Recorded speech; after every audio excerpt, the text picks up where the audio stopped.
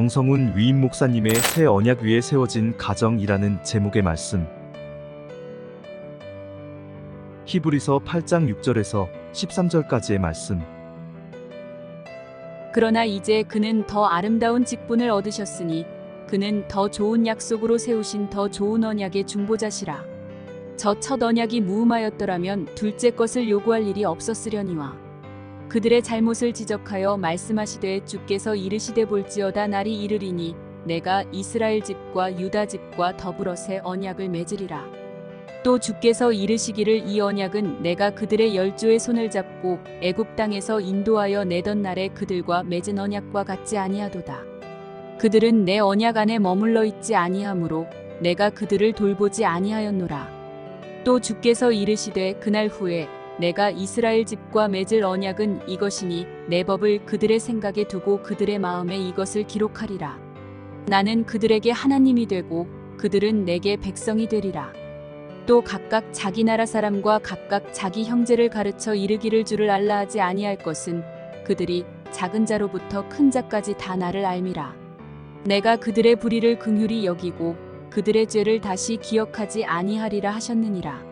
새 언약이라 말씀하셨음에 첫 것은 낡아지게 하신 것이니 낡아지고 쇠하는 것은 없어져 가는 것이니라. 아멘. 미국의 한 여론조사 기관에서 가장 잘 사는 나라 17개국을 대상으로 19,000여 명에게 한 가지 질문을 던졌다고 합니다. 당신의 인생을 의미 있게 만들어주는 것은 무엇입니까? 이 질문에 대해서 17개국 나라 가운데 14개 나라가 동일한 대답을 했다고 합니다. 우리가 가장 중요하게 여기는 것은 바로 가족입니다. 가족이라고 하는 대답을 14개 나라 국민들이 했다고 합니다. 나머지 3나라는 각기 서로 다른 대답을 내놓았다고 합니다. 중국의 위협을 받고 있는 대만의 경우는 사회 안전이 가장 중요하다 이렇게 답을 했고, 스페인의 경우는 건강이 가장 중요하다 이렇게 답을 했고, 우리 한국 사람들은 어떤 대답을 했을까요? 물질적 풍요가 가장 중요합니다 라고 대답을 했다고 합니다. 가족은 물질적 풍요 다음이 건강이고 건강 다음이 가족이라고 하는 그런 답을 내놓았다는 것입니다. 일적인 현상이라고 치부할 수 있을지 모르겠습니다만은 이 대답이 의미하는 바가 상당히 크다고 생각을 합니다. 그만큼 우리의 의식 속에 가족이라고 하는 개념이 점점 희박해지고 있다라고 하는 증거라고 할 수 있습니다.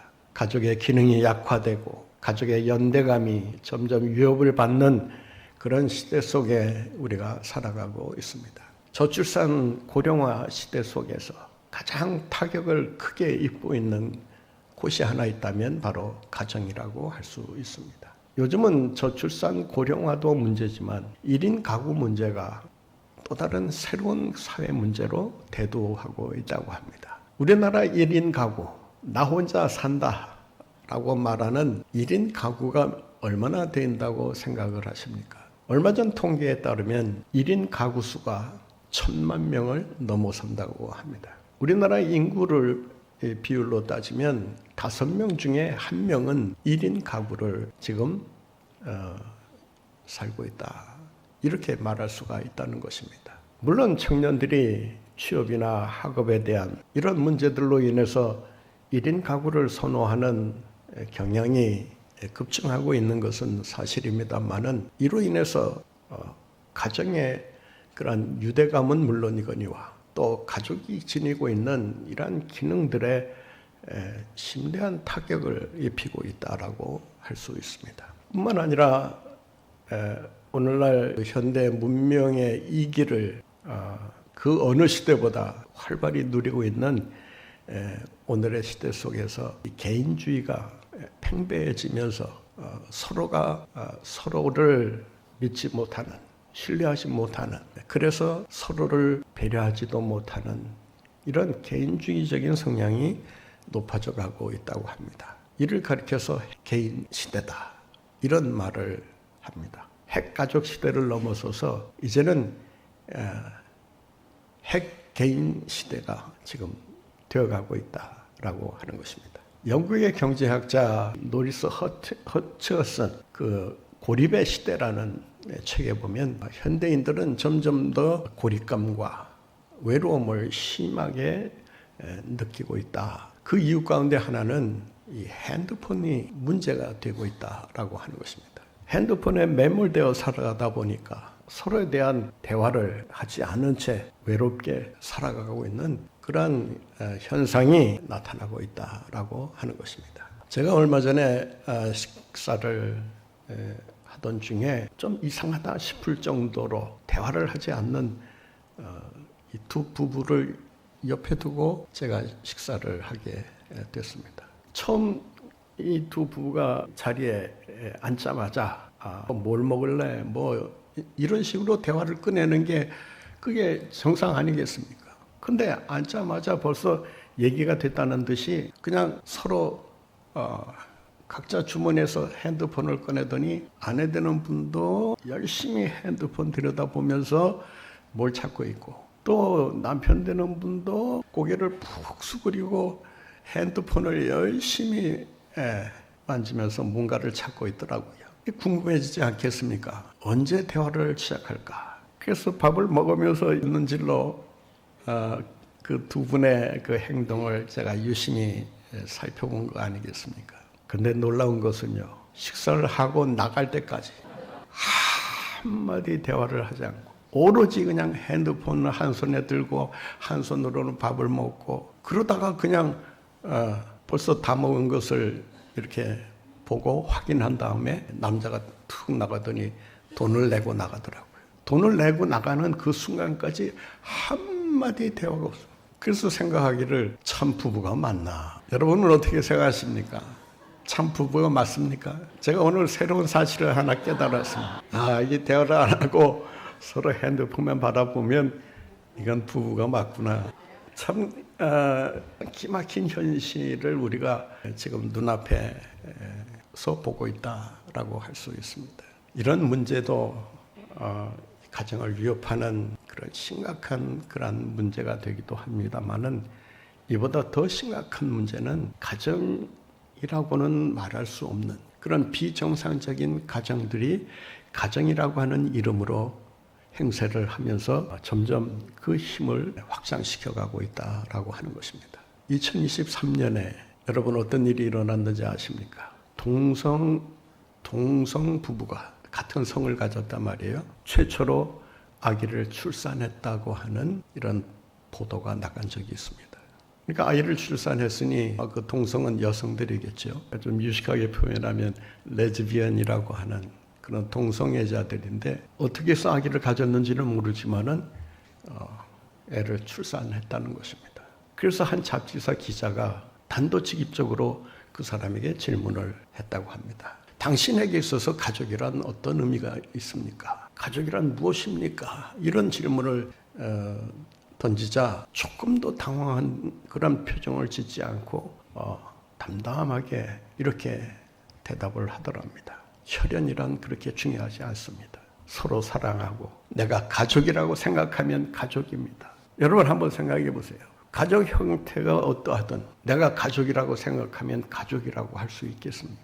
과연 그러한 가족을 가족이라고 말할 수 있을까? 이처럼 비정상적이고 일탈에 가까운 이런 가정 형태들이 가정이라고 하는 이름으로 이 사회에 혼란을 가져다주고 있는 것입니다. 이런 상황 속에서 과연 우리의 가정을 어떻게 건강하게 지켜낼 수 있을 것인가? 정말 가정이 행복하려면 어떻게 해야 되는 것일까? 오늘 본문 말씀에 보면 새 계약을 하나님께서 이스라엘 백성들에게 주시면서 이 새 계약은 첫째 언약과 같지가 않다. 첫째 언약을 내가 너희들에게 주었지만 너희들이 이 언약을 파기하고 죄를 범하고 불순종하고 떠나갔기 때문에 이제 내가 너희들에게 새로운 기회를 제공하기 위해서 두 번째 언약을 준다. 새 언약을 준다. 그 새 언약은 바로 예수 그리스도다라고 하는 것을 오늘 본문을 통해서 말씀하고 있습니다. 우리의 가정이 흔들리고 우리의 가정이 파괴되는 그 근본적인 원인을 살펴보면 우리의 가정이 하나님과의 언약으로 가정이 이루어지는 것이 아니라 인간끼리의 계약만으로 우리의 가정을 세워가고 있기 때문이 아닌가. 그로 인해서 이 가정에 온갖 문제들이 일어나고 있는 것이 아닐까. 인간끼리의 계약은 서로 조건이 맞으면 합의하에 약속을 하는 것을 말합니다. 따라서 인간의 어떤 서로의 조건이 맞으면 합의를 통해서 약속을 하는 것처럼 그런 식으로 우리의 결혼이 이루어지고 우리의 가정이 세워지게 될 때 그 가정은 온전할 수 없다는 것입니다. 왜냐하면 인간끼리에 맺는 계약이라고 하는 것은 그 계약을 잘 지킬 때는 문제가 없겠습니다만은 그 계약대로 이행하는 사람들이 그렇게 많지 않다라고 하는 것입니다. 이스라엘 백성들이 하나님이 주신 그 언약을 어기고 자행자제하며 살아가다가 결국에 가서는 하나님의 심판을 받을 수밖에 없었던 것처럼 하나님이 주신 언약에 기초해서 우리의 가정을 세워가지 않으면 우리의 가정은 결코 온전할 수 없다라고 하는 것입니다. 우리의 가정이 계약 위에 세워져 있느냐 아니면 언약 위에 세워져 있느냐.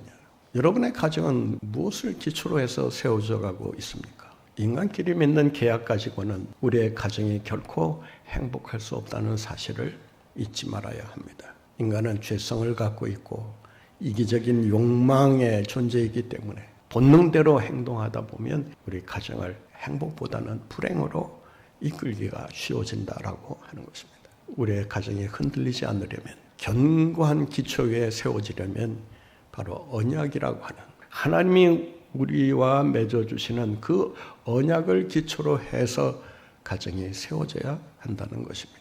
우리의 가정을 언약 위에 세워가기 위해서는 어떻게 해야 하는 것입니까?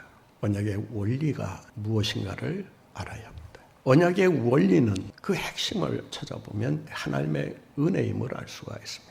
가정이 하나님의 은혜에 의해서 움직이느냐 아니면 율법에 의해서 움직이느냐 아니면 인간적인 어떤 계약에 의해서 그 가정이 움직여지느냐. 가정이 행복하려면 하나님의 은혜가 가정 안에 작동되어야 합니다. 하나님의 은혜 없이는 결코 가정이 견고히 세워질 수가 없다는 것입니다. 언약은 하나님의 은혜에 기초합니다. 그래서 오늘 본문 말씀 10절에 보면 이런 말씀을 하고 있습니다. 또 주께서 이르시되 그날 후에 내가 이스라엘 집과 맺을 언약은 이것이니 내 법을 그들의 생각에 두고 그들의 마음에 이것을 기록하리라. 나는 그들에게 하나님이 되고 그들은 내게 백성이 되리라. 여러분 한번 따라해 보실까요? 나는 그들에게, 제가 나는 하면 여기서 나는 하나님을 가리킵니다. 하나님께서 직접 언약하시면서 말씀하신 것이기 때문에 이 본문을 읽을 때는 나는 하면 하나님은 이렇게 읽으셔야 됩니다. 하나님은 나는 그들에게 나의 하나님이 되고 그들은 나는 내 백성이 되리라. 하나님의 백성이 되리라. 여러분 이 세상에서 받을 수 있는 가장 큰 축복이 무엇이라고 생각하십니까? 우리가 이 세상에서 하나님으로부터 받을 수 있는 은혜 중에 가장 큰 은혜는 무엇이라고 생각하십니까? 하나님이 나의 하나님이 되신다는 거예요. 여러분 우주 만물을 창조하신 하나님이 나의 하나님이 되신다. 여러분 생각해 보세요. 흥분되지 않습니까? 그 위대하신 하나님이 나를 죄 가운데서 구원해 주신 그 하나님이 나의 하나님이신다. 나의 하나님이 되셔서 내 인생을 책임지시고 인도해 주신다. 나의 삶을 보장해 주시고 나의 미래를 선히 인도하신다. 그 하나님이 나의 하나님이시다. 여러분 하나님이 나의 하나님이라고 고백할 때 우리는 그 주님으로부터 무한한 힘과 능력을 공급받게 되는 줄로 믿습니다. 그 하나님이 나와 함께 하시는데 무엇이 두렵겠습니까? 무엇이 겁나겠습니까? 무엇이 불안하겠습니까? 무엇이 우리의 미래를 불안하게 만들 수가 있겠습니까?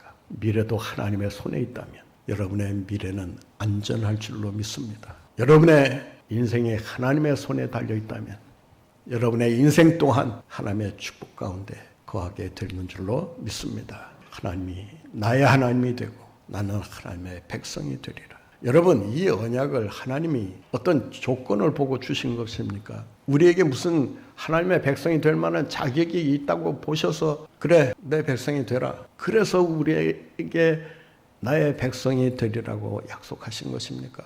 우리는 주님으로부터 내 백성이라 인정을 받을 만한 자격이 아무것도 없는 사람들입니다. 어쩌면 죄로 망할 수밖에 없는 존재에 불과했다고 할 수 있습니다. 가장 미천하고 보잘것없는 나를 주님께서 간택하셔서 내 백성이라. 여러분 얼마나 영광스러운 일입니까? 얼마나 복된 일입니까? 여러분 이 복을 여러분은 이미 주 안에서 다 받으신 줄로 믿습니다. 그러므로 나의 하나님이 되고 나는 하나님의 백성이 될 것이다. 이 시간 주님이 찾아오셔서 여러분 한 사람 한 사람에게 내가 너의 하나님이 되어주마. 여러분 이 약속을 다 듣고 믿으시고 그 믿음대로 살아가시는 여러분들 모두가 되시기를 바랍니다. 언약의 원리는 하나님의 무조건적인 사랑에 근거한다라고 할 수 있습니다. 이스라엘 백성들은 비록 언약을 어기고 불순종하면서 하나님을 대적하다가 결국 망하는 자리에 들 수밖에 없었지만 하나님은 그들을 그대로 버려두지 아니하시고 새로운 언약을 그들과 맺으시면서 그들을 구원해내시는 것을 보게 됩니다. 오늘 본문 말씀에 보면 9절에 이런 말씀이 있습니다. 주께서 이르시기를 이 언약은 내가 그들의 열조의 손을 잡고 애굽 땅에서 인도하여 낸 날에 그들과 맺은 언약과 같이 아니하도다. 그들은 내 언약 안에 머물지 아니하였으므로 내가 그들을 돌보지 아니하였노라. 그러니까 이스라엘 백성들은 하나님과 맺은 언약을 무시해버리고 얕잡아보고 그 언약을 떠나서 살기 때문에 하나님 역시도 그들을 무관심하게 내버려 두셨다라고 하는 것입니다. 그러나 하나님은 그들 백성들에게 찾아오셔서 새 언약을 맺어주십니다. 그래서 오늘 본문 13절 말씀에 보면 새 언약이라 말씀하셨음에 첫 것은 낡아지게 하신 것이니 낡아지고 쇠하는 것은 없어져 가는 것이니라. 처음 주신 언약은 하나님이 언약을 불완전하게 맺어주셨기 때문에 그 언약을 지키지 못한 것이 아니라 이스라엘 백성들이 그 언약대로 지킬 힘이 없었기 때문에 그 언약을 파괴하고 떠나가게 되었던 것입니다. 그런 이스라엘 백성들에게 하나님은 새 언약을 선물로 주신다라고 하는 것입니다. 하나님께서 우리를 구원해내시는 방법은 우리로 하여금 살아갈 길을 열어주시는데 그 살아갈 길을 무엇을 통해서 열어주시느냐? 바로 언약이라고 하는 것을 통해서 열어주십니다. 아담과 이브가 범죄했을 때 하나님은 그들에게 새 언약을 주셔서 그들로 하여금 구원받아 살아갈 길을 열어주신 것입니다. 노아와 맺은 언약을 보게 되면 노아 홍수로 인해서 인류가 멸망할 수밖에 없게 되었을 때 하나님께서 무지개 언약을 통해서 다시는 물로 멸망이 시키지 않으시겠다라고 하는 주님의 약속을 그들이 받을 수가 있었던 것입니다. 주님은 죄로 망할 수밖에 없는 우리들에게 친히 찾아오셔서 새 언약 되신 예수 그리스도를 보내주심으로 그 예수 그리스도를 통해서 우리가 주님의 백성으로 새롭게 살아갈 수 있게 되었다는 것을 우리에게 가르쳐주고 있습니다.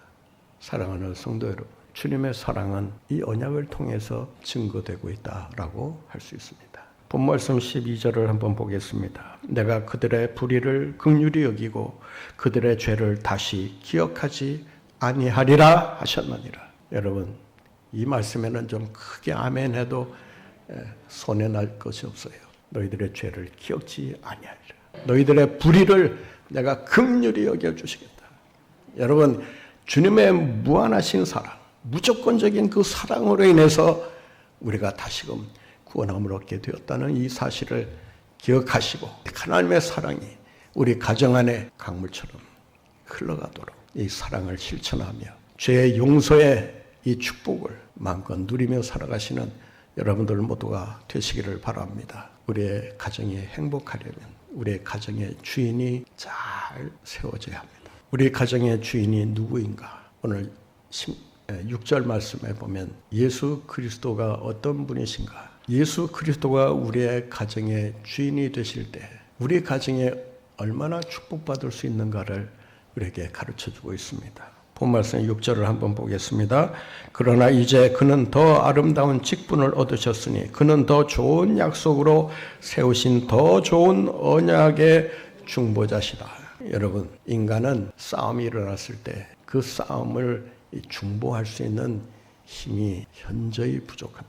오히려 싸움을 중재한다고 하다가 오히려 더 큰 싸움을 불러일으키는 일들이 많습니다. 화해를 시킨다고 했다가 오히려 그 화해가 깨지면서 전쟁으로 치닫는 일들도 얼마든지 일어나고 있습니다. 그러나 더 좋은 언약의 중보자 되시는 주님께서 우리를 중보해 주실 때 여러분 하나님과 우리 사이에 막힌 담이 허물어지고 그분의 중보를 통해서 주님과 화해하는 그러한 존재로 살아가게 되었다는 것입니다. 여러분 가정에 문제가 있을 때 가정의 위기에 닥쳤을 때 그 가정을 위기로부터 해결해 주실 수 있는 궁극적인 존재가 누구입니까? 남편입니까? 아내입니까? 자식입니까? 여러분 사람이 그 가정의 주인 노릇을 할 수는 없습니다.